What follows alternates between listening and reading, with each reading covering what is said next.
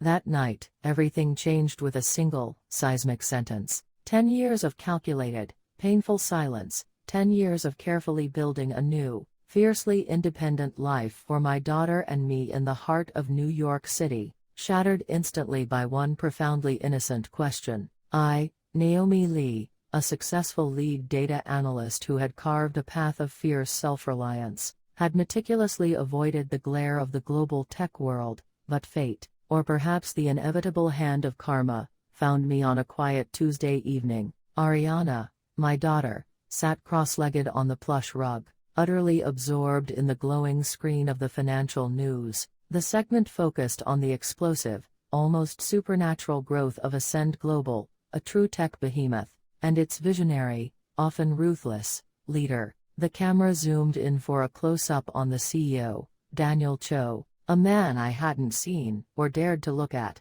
in exactly a decade. His face was older, sharper, his eyes holding the cold, calculating confidence of untouchable power. "Mom," she said, her voice small yet impossibly firm, pointing a tiny, determined finger at the screen. "Is that my father?"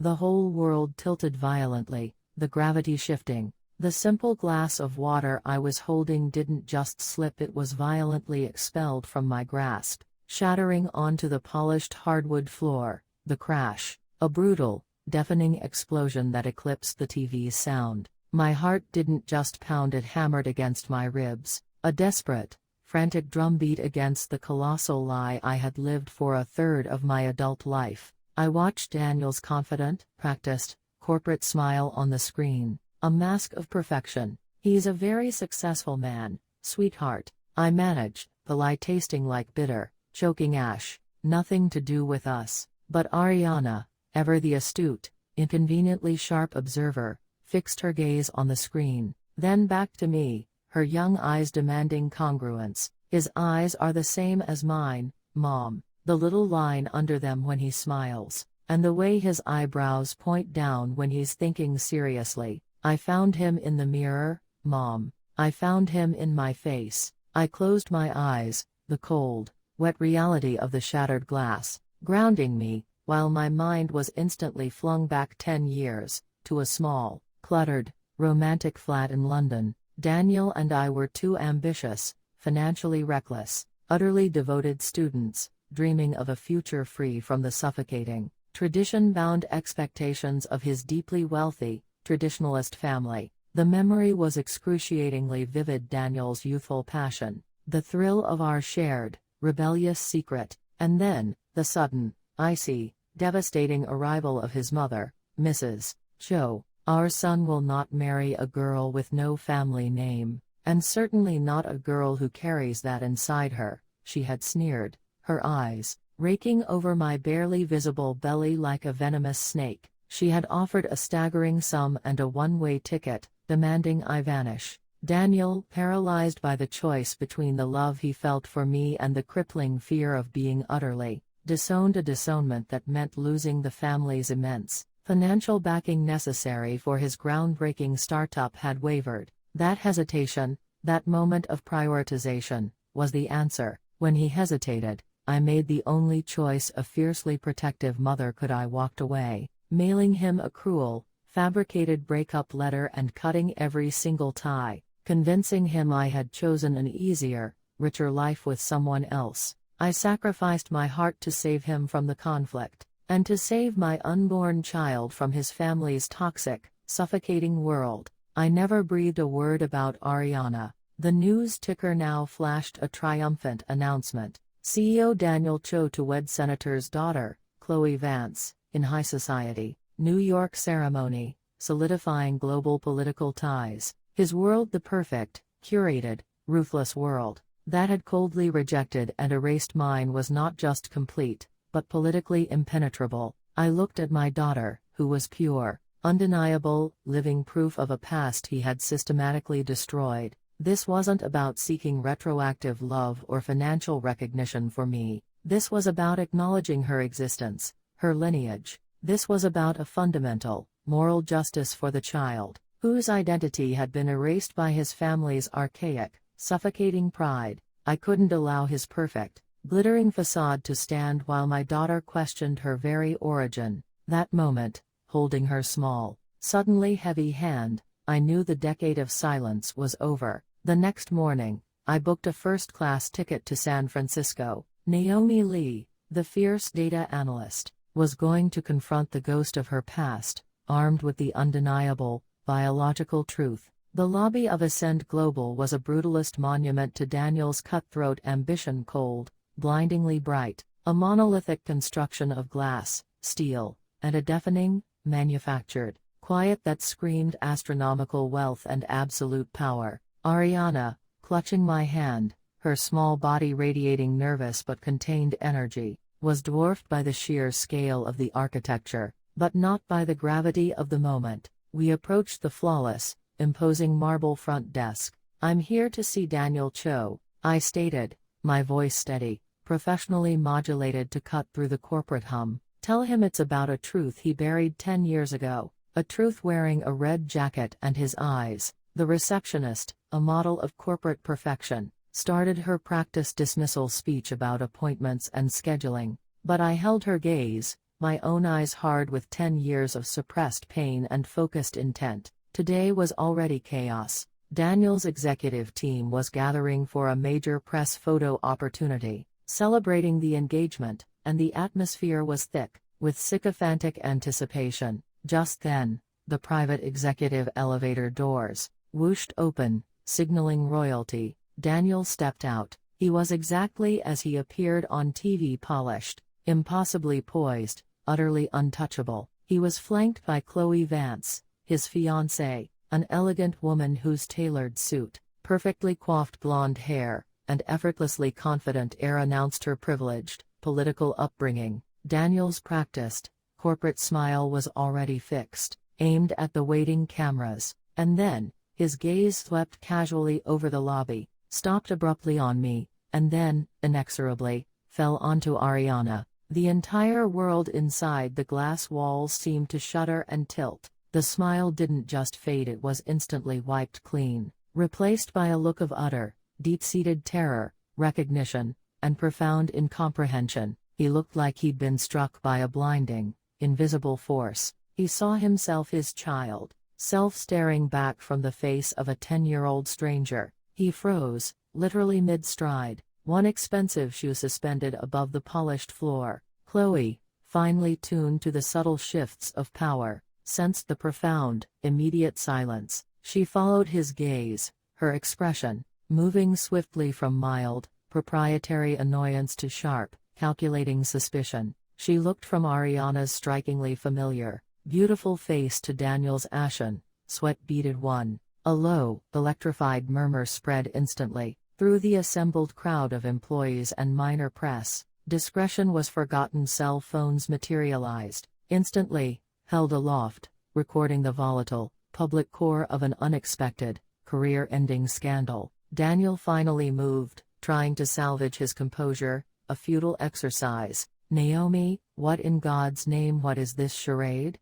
he managed, his voice, a strained, barely audible whisper. He looked at Ariana, and the last shred of his CEO mask cracked. He saw the truth. She has my eyes. My mother told me." His voice trailed off, choked with the sudden onset of devastating guilt. Chloe's voice, sharp and demanding, cut through the tension, asserting her threatened territorial control. "Daniel, who are these people?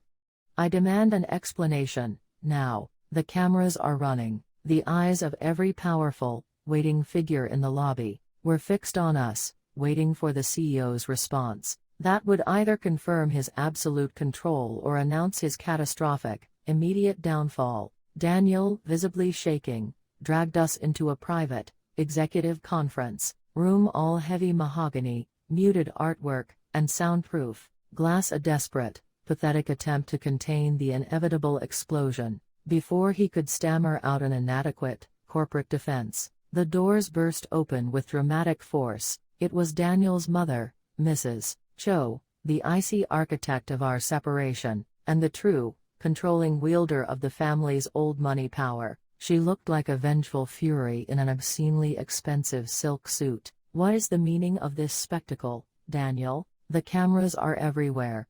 I told you, 10 years ago, to handle this situation cleanly, discreetly. Her eyes, cold and assessing, finally fixed with undisguised contempt on Ariana. Who is this child? Another one of your unfortunate mistakes, from your bohemian London phase?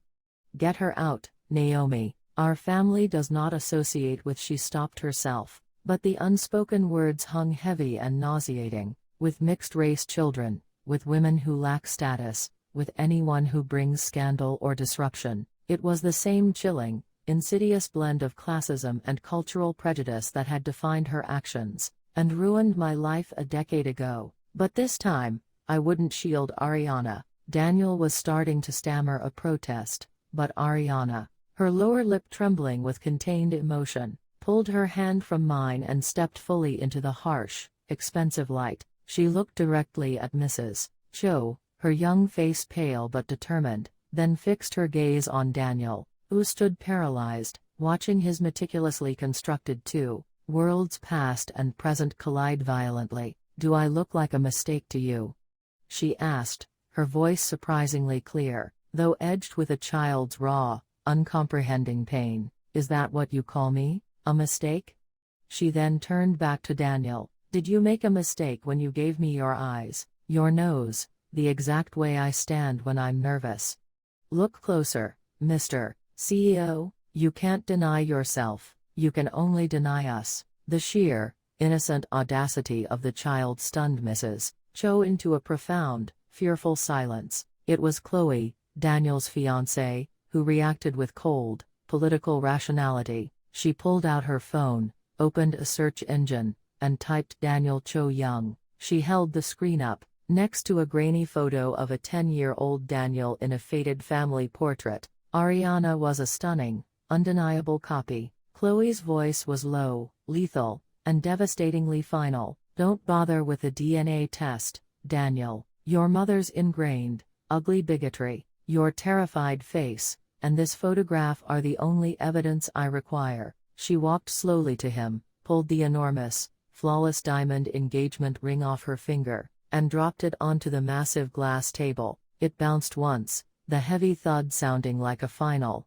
irreversible gavel. You built your entire empire on calculated lies, Daniel. I don't marry lies. Enjoy your new reality, Mr. CEO. You've just made a very public mistake that will cost you absolutely everything. You value power, reputation, and control. Chloe exited, the quiet click of the lock, a definitive, professional end to his future. Mrs. Cho began to rail, screaming about stock futures and ruin, but Daniel was utterly deaf to her. He was staring only at Ariana, his breath coming in shallow, ragged, agonizing gasps, tears finally blurring his vision. Mrs. Cho's furious, panicked screeching about corporate reputation and stock prices was now utterly irrelevant. I didn't need to engage. The simple truth had already inflicted the necessary, fatal damage. I handed Daniel an envelope, not a lawsuit,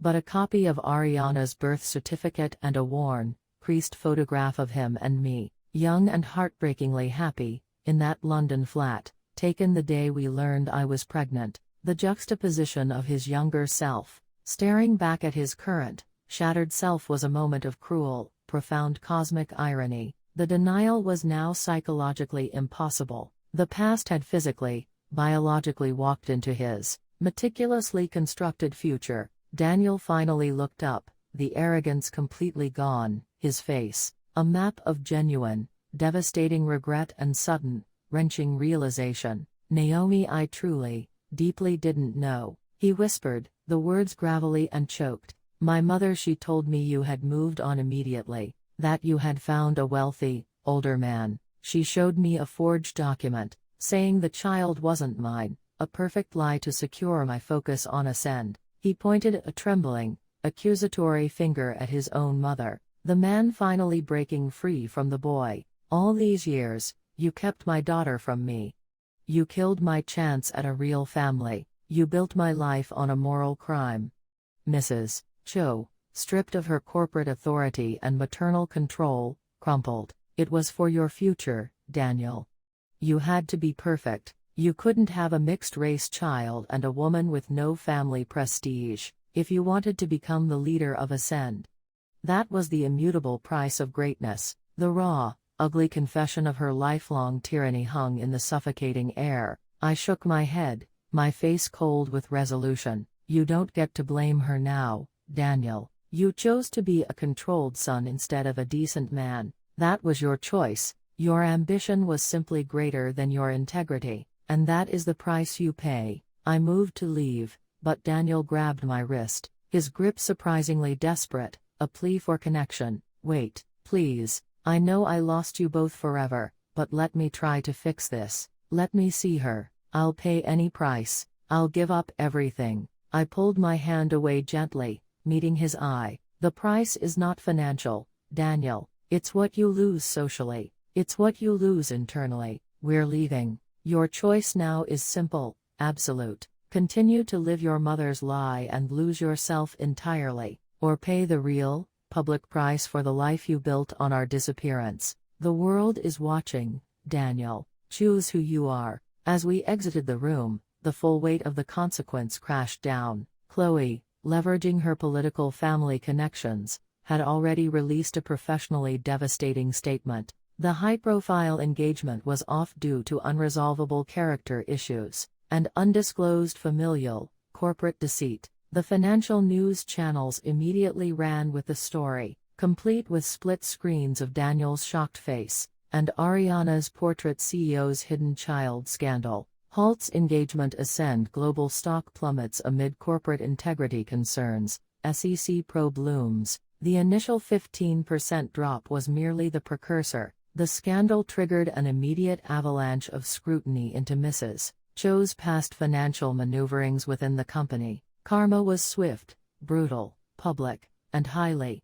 televised, a fitting punishment for a man whose life was built on public image. The public and financial fallout was total and complete. Mrs. Cho was not just forced to resign, she was formally dismissed from all executive and board positions, and a massive corporate fraud investigation was launched into her decades-long ethical lapses. Daniel's perfect, gilded world imploded utterly. But my focus remained solely on my daughter. We did it, Mom, Ariana whispered, her small body shaking with residual adrenaline. As we boarded our flight back to New York, I stood up for myself. I told him the truth, and he finally had to listen. That was the true, profound victory, not his collapse, but her growth into a strong, morally certain young woman. 2 weeks later, a large, heavy package arrived at our New York apartment. It wasn't a corporate settlement, it was a single, handwritten letter, and a formal,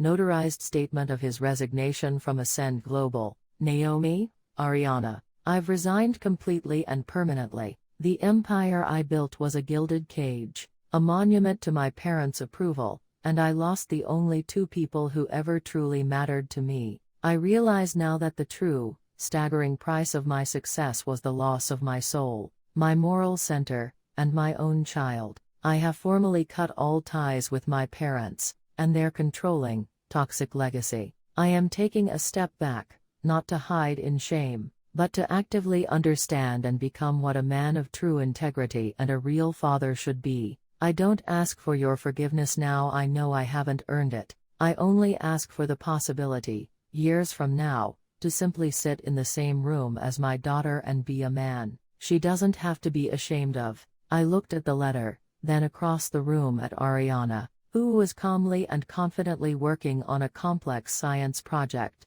her mind already moving past the drama. Daniel had faced the full, humiliating, public consequence of his fundamental failure. He paid the ultimate price, the total loss of his manufactured life and reputation, but in doing so, he had taken the first, agonizing step toward genuine redemption and self-discovery. I knew our future relationship with him would be complex, tentative, perhaps only occasional calls and highly supervised visits until Ariana was mature enough to fully process his failure and his attempted repair, but it would be on our terms, built on a foundation of absolute honesty. I had finally put the past to rest, not through bitterness or revenge, but through the overwhelming power of the truth. I had my daughter, my thriving, independent career, and my hard-won peace. The CEO who had denied us was gone. In his place was a man learning humility from the ground up, and we were free, stronger than ever, walking toward a future that we, and only we, had built, under the bright, honest, unblinking lights of New York.